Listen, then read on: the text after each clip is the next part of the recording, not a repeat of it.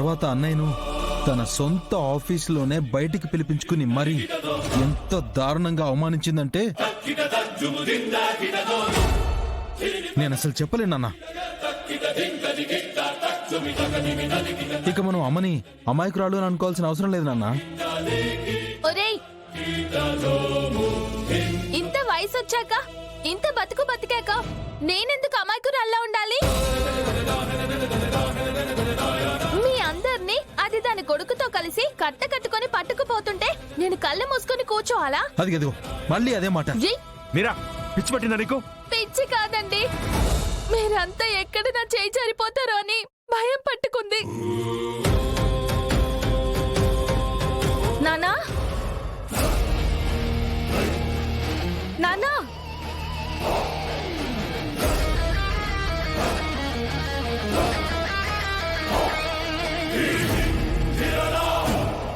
ఏంటి అంత సీరియస్ గా ఉన్నారు? ఏం చెప్పమంటావులే భూమి. మా అమ్మ చేసిన నిర్వాకానికి తాలెక్కడ పెట్టుకోవాలో నాకే అర్థం కావట్లేదు.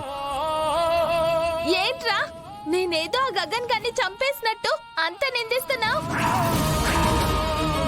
అత్తయ్య, కాస్త మర్యాదగా మాట్లాడండి. ఆయన మా ఆయన. అవునమ్మా, మీ ఆయనే. నాకెందుకు తెలీదు? ఆయన మీ ఆయన అయ్యాకే కదా ఈ మేనత్తను నువ్వు మర్చిపోయావు. నువ్వు నా సవితి కలిసిపోయారు కనుకే ఈ మేనత్త తాళి తెగిపోతున్నా, తెల్ల చీర కట్టుకొని తిరుగుతున్నా. మా వారు బ్రతికే ఉన్నారని తెలియగానే నువ్వు ఒక్క మాట కూడా చెప్పలేదు.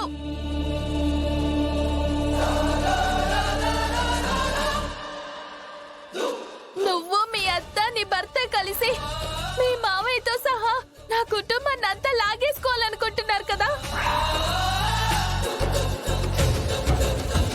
అలా చేయడమే తప్పని మీ ఆయనకి చెప్పాను.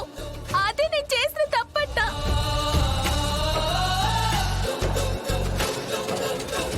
మీ ఆయన అవమానించేశానంట.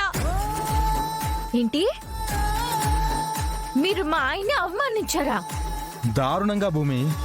తన క్యాబిన్ నుంచి బయటకు పిలిపించి మరి తన కాళ్ళు పట్టుకునేలా చేసుకుంది.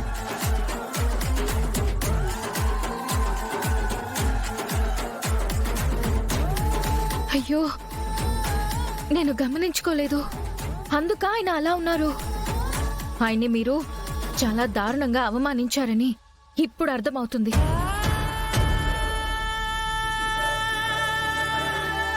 మేనత్తవైపోయావు. ఇంకొకరు అయ్యుంటే చంపేసేదాన్ని.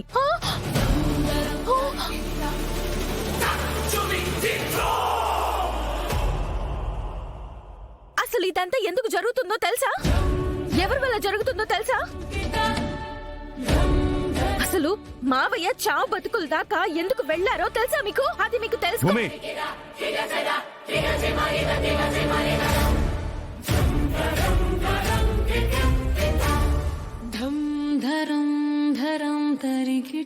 మీకు అర్థం కావట్లేదు అత్తయ్య. మీతో సహా ఈ ఇంట్లో వాళ్ళంతా ప్రమాదంలో ఉన్నారు. మీరు ప్రమాదంలో పడిన ప్రతిసారి మిమ్మల్ని రక్షిస్తుంది ఆ ఇల్లత్తయ్య.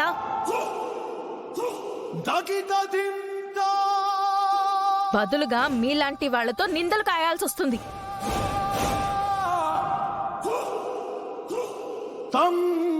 అన్నింటికీ ముగింపు పలికే సమయం వచ్చేసింది అత్తయ్య.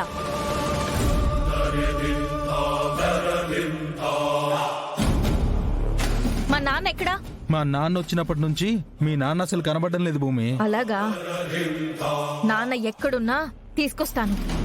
నిజానిజాలేంటో తెలియజేస్తాను. అప్పుడే మీకు అర్థమవుతుంది అత్తయ్య.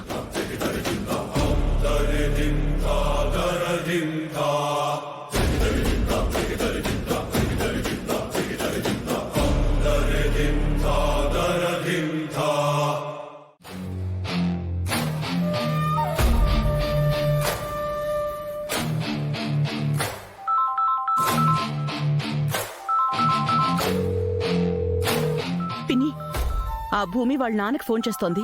ఎత్తకమ్మాయి, ఎత్తినా మనం ఎక్కడున్నామో చెప్పుకో.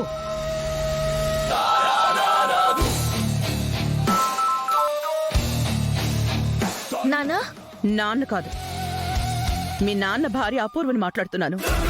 ఏయ్ నీతో నాకు మాట్లాడి మా నాన్నకు ఫోన్ ఇవ్వు. ఇవ్వాలంటే మీ నాన్న స్పృహలో ఉండాలి కదా. స్పృహలోకి వస్తాడో రాడో కూడా తెలియని స్థితిలో ఉన్నాడు.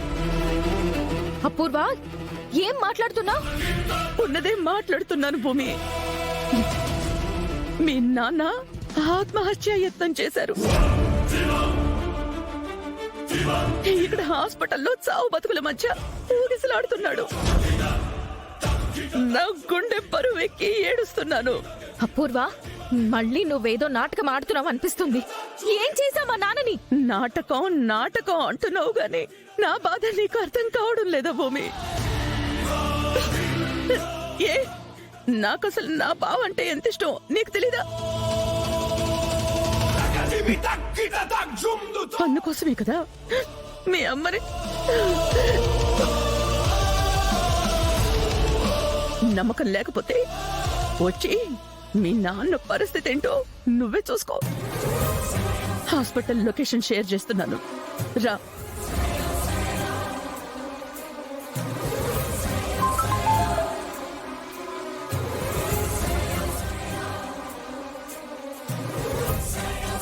ఏంటి నువ్వు?